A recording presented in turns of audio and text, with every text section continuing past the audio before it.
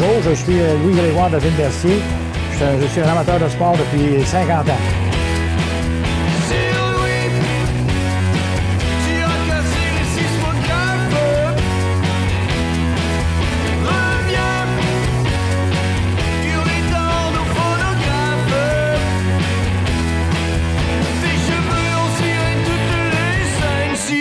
Tous les souliers.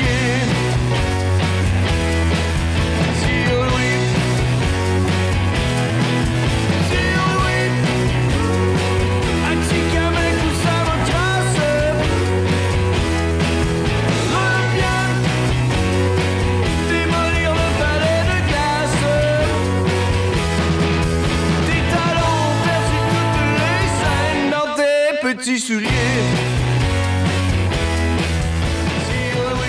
Bien, j'ai commencé la piqûre de sport comme tous les amateurs du Canadien avec nos parents. Là. Moi, j'ai commencé, j'ai 59 ans.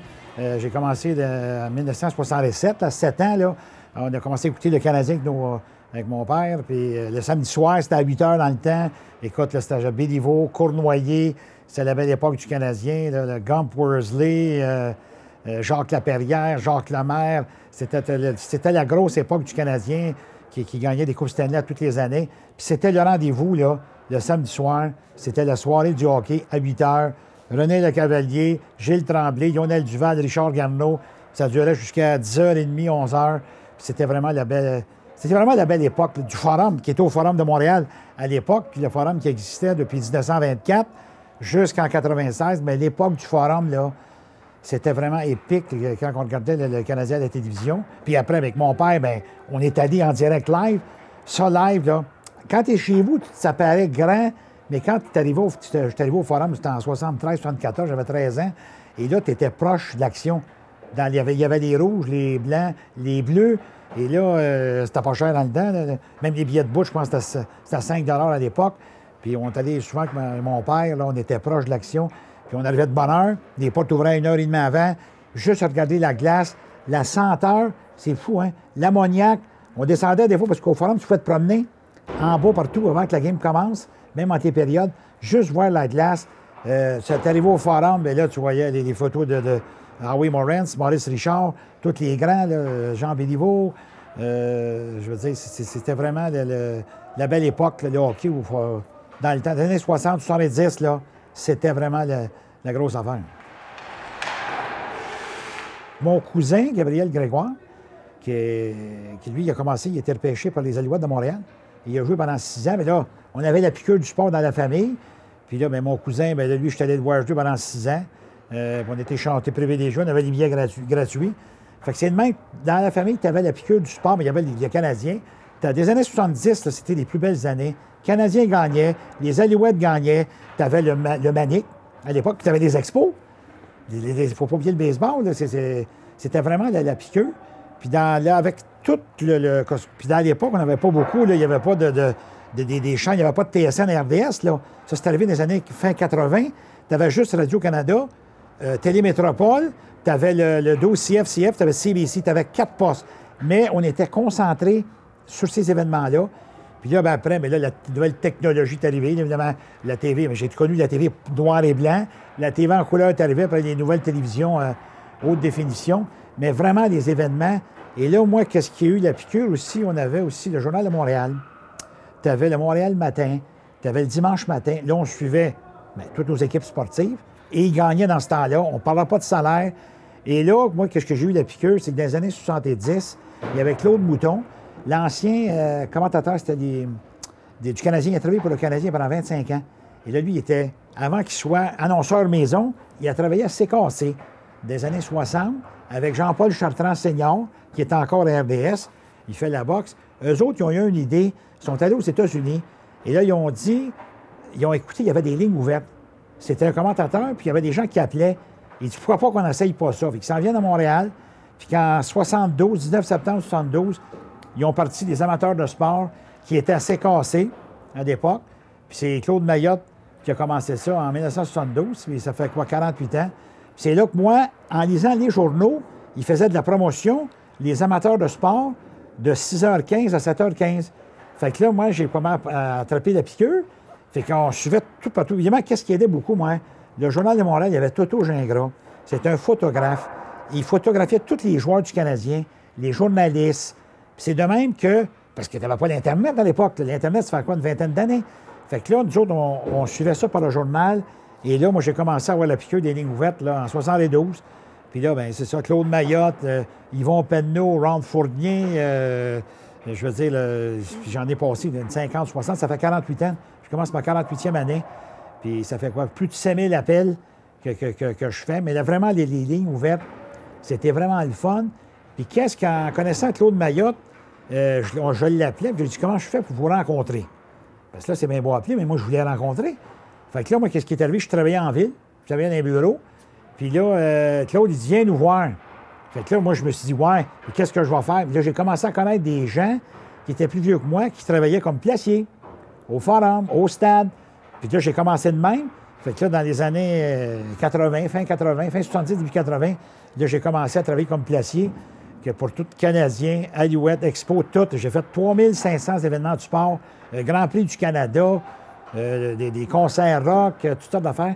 Fait que de même, quand j'appelais, moi, j'étais à comparer aux autres, je connaissais tous les commentateurs. Fait que moi, ça m'aidait. Fait que j'étais sur place, parce que moi, je me disais, mais là, je partais du bureau, j'arrivais au stade, soit au Forum à 3 heures, j'étais de 7 à 3 au bureau.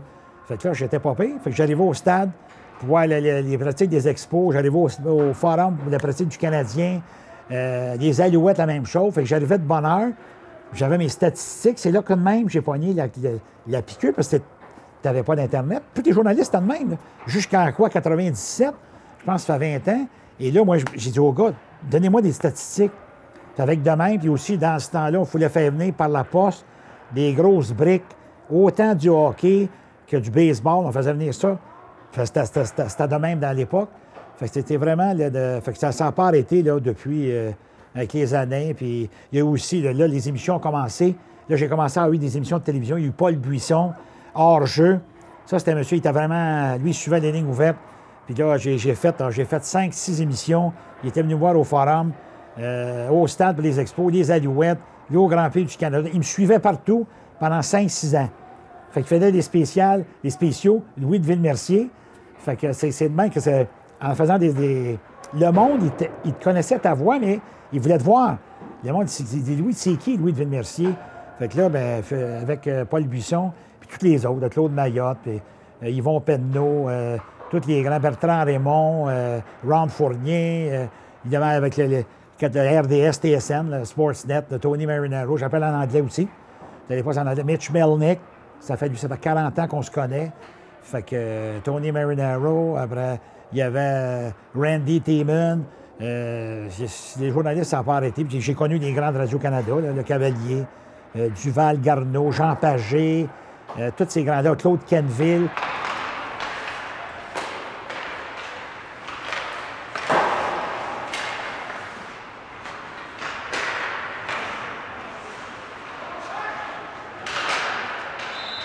Moi, là, quand j'étais placé au Forum, le plus beau souvenir que j'ai vécu, là, c'est qu'avant chaque match, nous autres, on mangeait des placiers, puis on arrivait, mettons, 1h30, il fallait arriver 1h30, 2 heures avant le match. Et là, il y avait un local pour les anciens au Forum de Montréal qui avait été bâti par Ronald Coré. Et là, il y avait Maurice, Jean Béliveau et Guy Lafleur. Là, les gars allaient manger, les anciens, et vers 6 heures, non, mais je veux dire, il y avait un local, mais après, ils montaient manger à la mise au jeu. Et là, ils montaient à côté de nous autres. Et là, qu'est-ce que j'ai toujours remarqué? M. Béliveau, de la main droite, disait toujours à Maurice, tu passes le premier. M. Béliveau passait le deuxième. Et Guy Lafleur suivait le troisième. Tu aurais pu entendre voler une mouche. Et c'était à tous les soirs, autant au Forum qu'au Centre Molson par après, là, que le Centre Molson qui est arrivé en 96. Mais ça, c'était magique. Ça, c'était les 3 plus grands athlètes là, au Québec. C'était des icônes. Moi, j'ai vu Béliveau, j'ai pas vu Maurice, c'était mon père, là, mais j'ai vu Béliveau, j'ai vu Lafleur, tout le monde, évidemment, a vu plus Tigui, évidemment, qui a joué de 71 à 85. Mais juste de voir ces athlètes-là, c'était des leaders, puis ces gars-là, il y avait la pression, puis ils ont gagné des Coupes Stanley. C'était des francophones. C'est l'histoire du Canadien, oui, c'était anglophone, mais l'histoire, ils appelaient les Flying Frenchmen.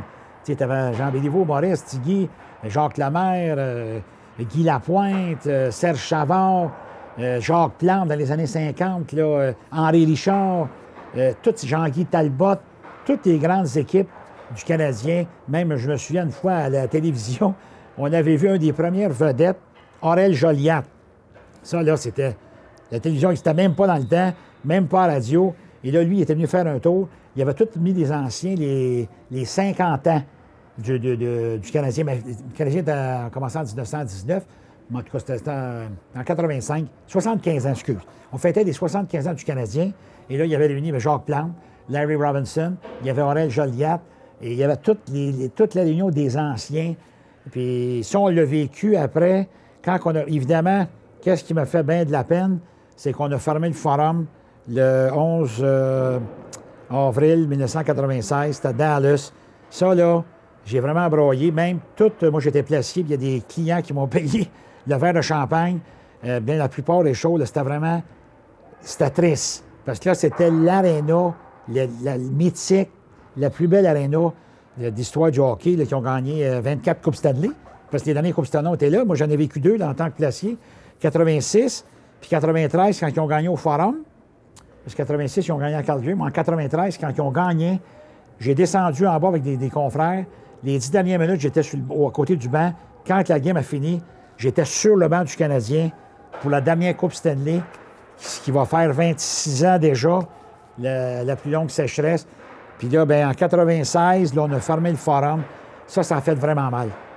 Moi, je dis que quand on a déménagé, là, c'était plus pareil, puis c'était corporatif. Là, évidemment, quand on a fermé, les salaires ont commencé. Là, les Patrick Roy, les Mike Vernon, les grosses vedettes, les Jimmy Roenick, toutes les grosses vedettes du temps, Brett Hall. Là, ça a changé. Là, on est arrivé au Centre Bell et tout ce que tu voyais, c'était des commanditaires, des loges, corporatifs, parce qu'au Forum, tu n'avais pas ça. Peut-être les 2 dernières années, là, ils ont commencé à mettre sur les bandes des annonces publicitaires, parce que le Forum, dans le temps, c'était actuellement hockey.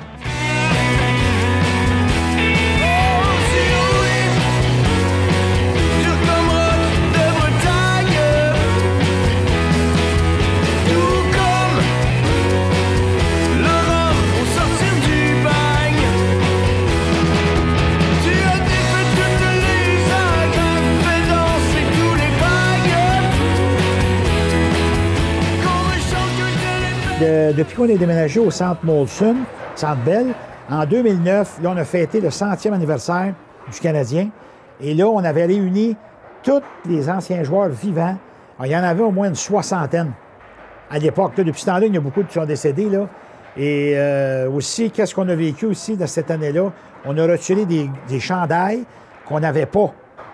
Robinson, qu'on n'avait pas retiré. Robinson, Cournoyer, Serge Chavard, Guy Lapointe. On avait retiré aussi Elmer Lack, des plus vieux joueurs, Elmer Lack et Émile Bouchard. Ça, c'était retiré. Et moi, il y a un événement que j'ai vraiment, là, ça m'a vraiment ému, là. C'est quand ils ont retiré le chandail de Bernard Geoffrion. Lui, M. Geoffrion, il y avait eu une conférence de presse en septembre. Il était vivant, mais il était vraiment malade. Il savait, il a mis son chandail, j'ai vraiment hâte. Il était lucide numéro 1. Mais là, après, quand c'est arrivé au mois de mars, écoute, là, le mercredi, il était dans sa chambre d'hôpital à Atlanta, parce qu'il a vécu à Atlanta avec Bernard Geoffrion. Et là, il a dit à ses choses, à sa famille, à sa femme, ses enfants, allez-y, je ne peux pas y aller. Écoute, là, il est décédé le vendredi matin. Et là, sa femme a appelé Régent Houle, qui est le directeur des Anciens. Là, elle dit, Bernard vient de mourir, mais là, Régent, il dit, Marlene Geoffrion, elle dit, on ne peut pas rien. Elle dit, il faut que vous veniez, pareil, toutes les dépenses à payer. Quand ils sont arrivés pour la cérémonie, là, écoute-moi bien, là, quand ils ont monté le chandail, c'était vraiment émouvant. T'entends une mouche voler, puis surtout la musique. J'ai demandé à plusieurs fois des journalistes, la musique, quand les chandails montent en haut, et là, M. Geoffrion, il était mort la veille. Écoute, là, il n'y avait pas de bruit. Écoute, là, juste les ventilateurs. Puis moi, toutes les fois que je marque ça, tu sais, c'est ça l'histoire du Canadien. Tu sais, on a quoi, le 24, je pense que c'est 24 chandails retirés. Puis c'était vraiment, là, depuis qu'on déménageait là, la Coupe du monde de 2004, le 100e anniversaire, puis évidemment, le chandail de M. Bernard Geoffrion. Mais c'est sûr qu'avec ça, ben, je continuais tout le temps à appeler dans les lignes ouvertes. Là, puis on n'arrête pas depuis ce temps-là. C'est vraiment le fun, là, côtoyer tout le monde, tous les sports à Montréal. Quand j'ai commencé pour la première fois à appeler sur une ligne ouverte, moi, qu'est-ce qui m'aidait, là, c'est que j'ai une mémoire. Il faut que je remercie mes parents, c'est sûr et certain. Mes parents, qui d'avoir une mémoire exceptionnelle, parce que j'étais déjà prêt. Parce qu'avant que les lignes ouvertes arrivent, si je lisais, mon père, il travaillait, ma mère aussi, mais il nous achetait les journaux. Fait que Montréal matin, Journal de Montréal, dimanche matin. Et là, moi, j'ai commencé à mémoriser les compteurs. Les bénévoles, on suivait tout ça. Puis j'ai commencé à mémoriser tous les records. Puis c'est comme ça que j'ai pogné la piqûre. Fait que quand j'ai fait mon premier appel à Claude Mayotte, en 1972, j'étais prêt. Mais c'est sûr que j'étais jeune à l'époque. Je ne peux pas tout savoir, mais c'est sûr que les premières années, c'était plus le hockey. Mais après, là, ça s'est dirigé vers les autres sports. Mais quand j'ai fait mon premier appel, j'avais déjà un avantage, j'avais une mémoire exceptionnelle de toutes les images, les records. Parce que aussi, qu'est-ce qui m'a aidé, c'est que je faisais à l'époque, on fait, comme tout le monde a fait, des scrapbooks. Je ne sais pas comment est-ce qu'on peut dire ça, là. Excuse l'anglicisme. Et là, moi, je découpais tous les reliures de journaux. Journal de Montréal, tous les matchs, les saisons des Canadiens, j'ai fait ça pendant 20 ans, 20-25 ans. Fait qu'avec comme ça, bien, c'est là que j'ai commencé à apprendre tout. Puis le baseball, les expos, comme on dit, les alouettes, la manique, tout le monde fait le baseball. Fait que les 4 sports majeurs, dans les années 70, c'était là. Écoute, c'était surtout les expos, là. Je parlais du Canadien qui était à la fleur, évidemment, Béliveau, Cournoyer, mais les expos, Gary Carter, là. Faut que je parle des expos, là. Steve Rogers, Gary Carter, Rusty Stubb. On a eu des belles années avec les expos qui a duré 36 ans. On espère qu'ils vont revenir, mais Gary Carter, aussi, il faut dire que j'ai rencontré aussi Guy Lafleur. J'ai pu avoir un de ses bâtons. En 1974, mes parents, j'avais une journée pédagogique. Mes parents sont allés magasiner au centre-ville. Ils m'ont laissé au forum. Puis j'ai pu avoir un bâton de Guy Lafleur. J'ai une photo que j'ai toujours regardée quand j'étais aussi placier plus tard. Puis aussi, j'ai rencontré Gary Carter. Écoute, Gary Carter, l'athlète, avec Guy Lafleur puis Carter, c'était les 2 plus grands athlètes là, à Montréal. C'est sûr qu'il y a eu les Alouettes aussi, le Sonny Wade, Peter Dallariva, évidemment après Anthony Calvillo. Mais Gary Carter, là, je veux dire, Tiggy, c'était le mien, mais Carter, quel dynamisme, quel magnétisme ce gars-là il y avait sur les gens. Et quand il est arrivé avec les Expos en 74, il y avait 75, il faisait une annonce de 7-Up à l'époque, avec sa fille. Et là, sa fille lui lance la balle parce qu'il était catcher. Et là, Gary dit « Quelle saveur, quelle saveur! » En français. Fait que là, j'étais dit « Wow! Gary parle français. » Comme d'autres joueurs du Canadien à l'époque, Dryden, Gainey, Robinson, qui ont appris le français. Et là, Carter, lui, qui a commencé à parler français. Puis là, je veux dire, quels joueurs qui ont été, puis les Expos. Ça a commencé évidemment avec Rusty Stubb, là, les premières vedettes, Mac Jones. Là, après, tu as eu des grosses années, là, Carter, Dawson, Reigns. Steve Rogers, c'était plein.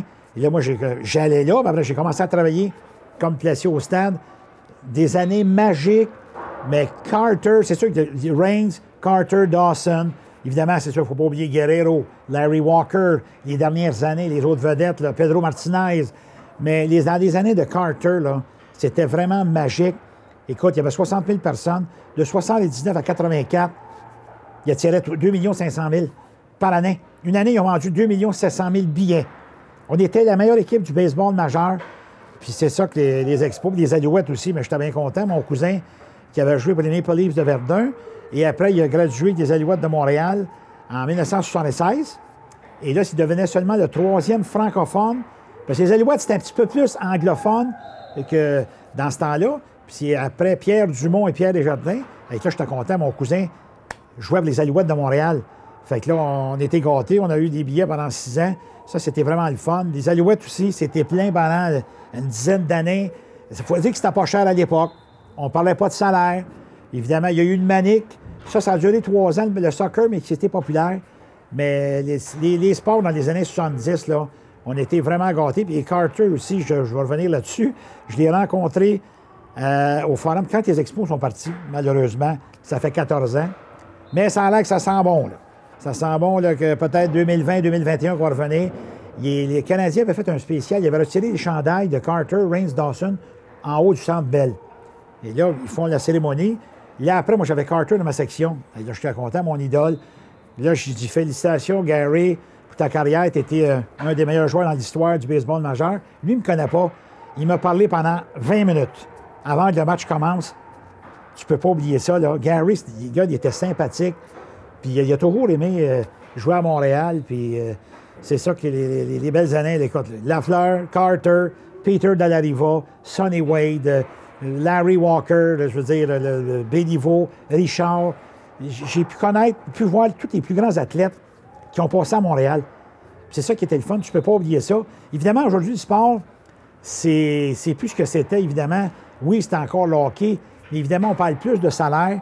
C'est ça qui est un peu plate. C'est ça, on a toujours notre équipe de hockey, mais on parle plus c'est dur d'avoir un esprit d'équipe. Évidemment, moi, je mets toujours un peu l'accent sur les Québécois.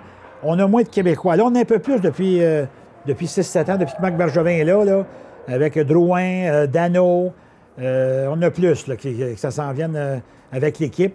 Fait que c'est ça qu'on essaie toujours de trouver un joueur qui va être légal à Lafleur. C'est pas évident.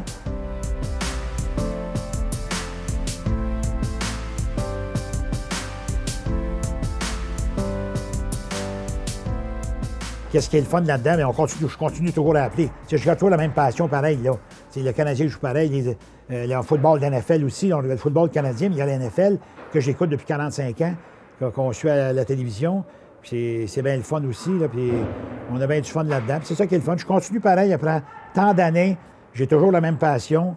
Puis je continue à appeler tout le monde, autant en anglais qu'en français. Évidemment, avant, tu avais CKVL.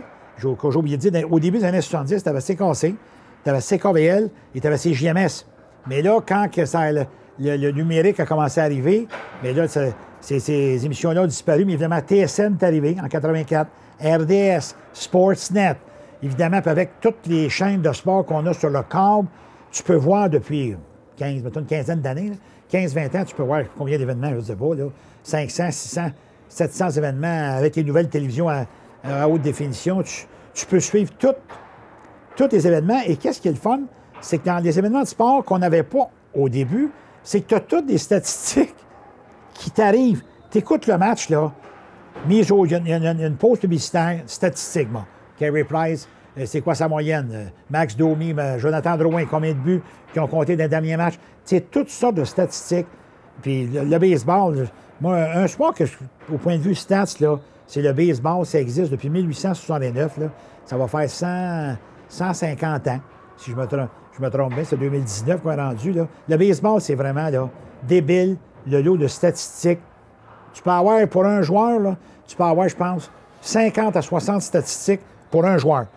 Moi, qu'est-ce que je fais? Évidemment, on a l'Internet, évidemment, qui est arrivé depuis 20 ans.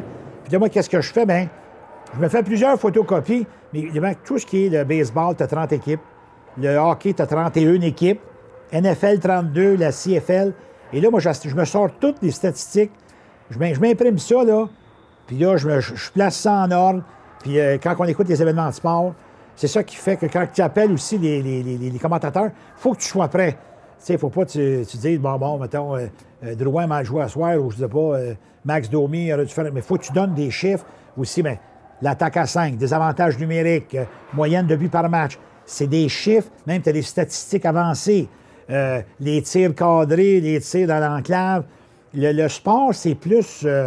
c'est vraiment c'est vraiment plus avancé, mais c'est bien des chiffres. Fait que moi, j'aime bien ça. Fait que, évidemment, avec l'Internet, évidemment, ça l'aide beaucoup. Là. Depuis, ça va une vingtaine d'années, l'Internet. Là, tu peux tout avoir, les statistiques, que ce soit baseball, football, hockey. Fait que c'est ça qui est vraiment le fun, que j'ai pas perdu ma passion depuis 48 ans. Puis j'appelle encore Ron Fournier. Ça fait, Ron, ça fait au-dessus de 30 ans, je le connais.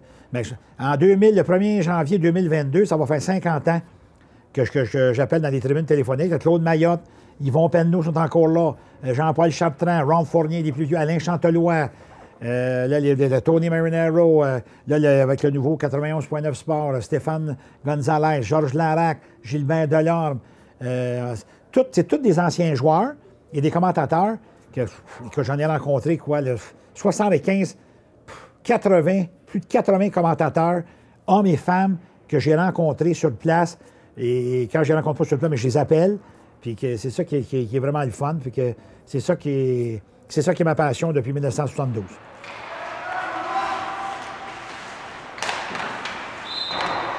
après plusieurs années, quand ça a fait 10, 12 ans, et là, j'ai commencé à travailler sur place, là, les gens arrivaient au stade ou bien au forum, ou bien pour les Alouettes, ils disaient « Oh, je reconnais la voix, c'est-tu toi, Louis de Ville-Mercier? » Fait que qu'est-ce qui est arrivé, que les gens ont commencé à me connaître, c'est que les gens venaient à tous les matchs. Puis le hockey, tu avais 50 matchs avec les séries. Le baseball, tu avais 81 matchs.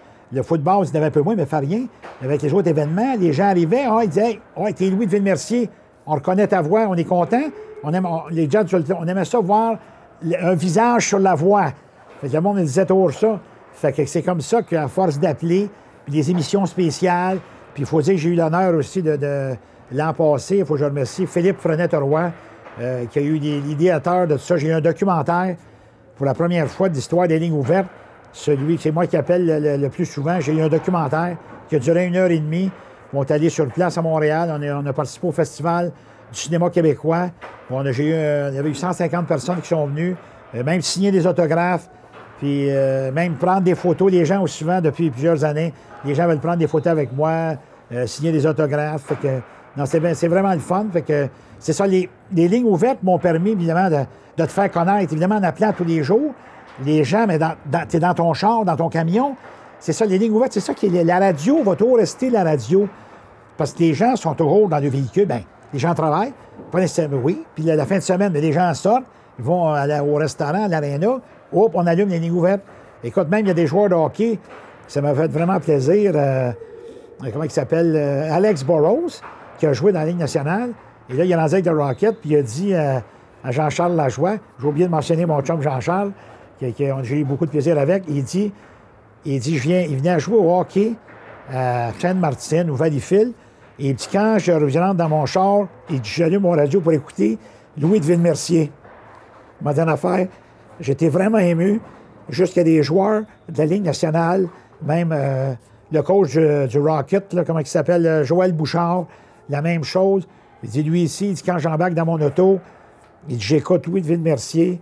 J'ai vraiment aimé ça, là, que les joueurs de la Ligue nationale, ils veulent m'écouter. Bon, on a rencontré. J'avais vraiment touché quand c'est arrivé.